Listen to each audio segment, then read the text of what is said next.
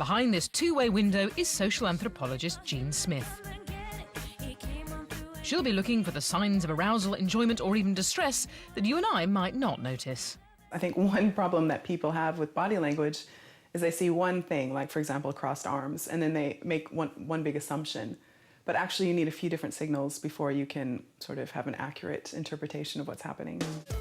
Moderate user Paul hasn't pressed his keypad at all. Can Jean work out the reason why? He's blinking hard. He's also nodding his head as if he agrees with what's going on. I think he is enjoying it. I was too engrossed to really press a button. Something that was interesting to me was just hearing about how men interpreted porn.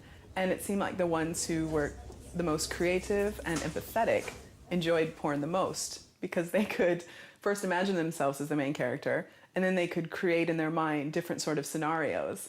And so I never really attributed those two characteristics of being empathetic and creative to being able to have a more pleasurable experience watching porn. So why didn't we need rules about 50 years ago, for example? The thing is, 50 years ago, it was very obvious how people met. People didn't travel as much. You ended up being introduced by a friend, or maybe you ended up marrying someone who lived down the street. It was a lot easier. But these days, globalization, travel, people moving, we don't meet people the way we used to. Maybe Susan needs to improve her patter.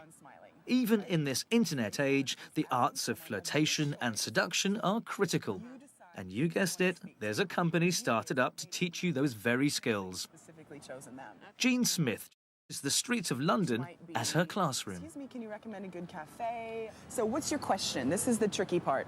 You need to go in, it's like you're going in with a game plan. You have a question, you know what you're going to ask, you're prepared. How are American women at being with men who talk about their vulnerabilities? Well, I actually did some research on this in different cities, and in America, the self-deprecating humor wouldn't go down so well because different things are valued in the American culture, for example, confidence. And by using self-deprecating humor, it kind of implies that you're not confident.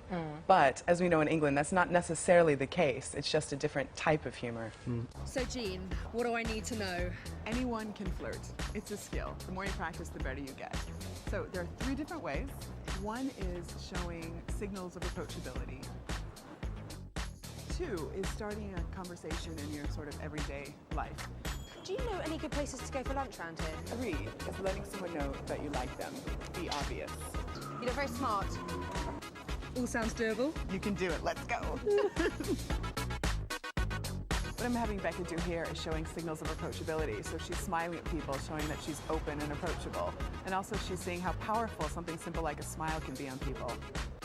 Now I'm having her ask people situational questions. It's just a way to start a conversation with someone. And who knows, one of these people could end up being her boyfriend. Do you know a good place to go for lunch around here? Where is the business place? I just don't know this area very well. I'm having Becca give people compliments because a good flirt knows how to give a genuine and sincere compliment, and that makes people feel good. We like people who like us. Can I ask you where you got your t-shirt from? Yeah. That's very nice. And your scarf? Oh, it looks really good on you. So Jean, how did I get on? Becca, you're a natural. Now you just got to get yourself out there.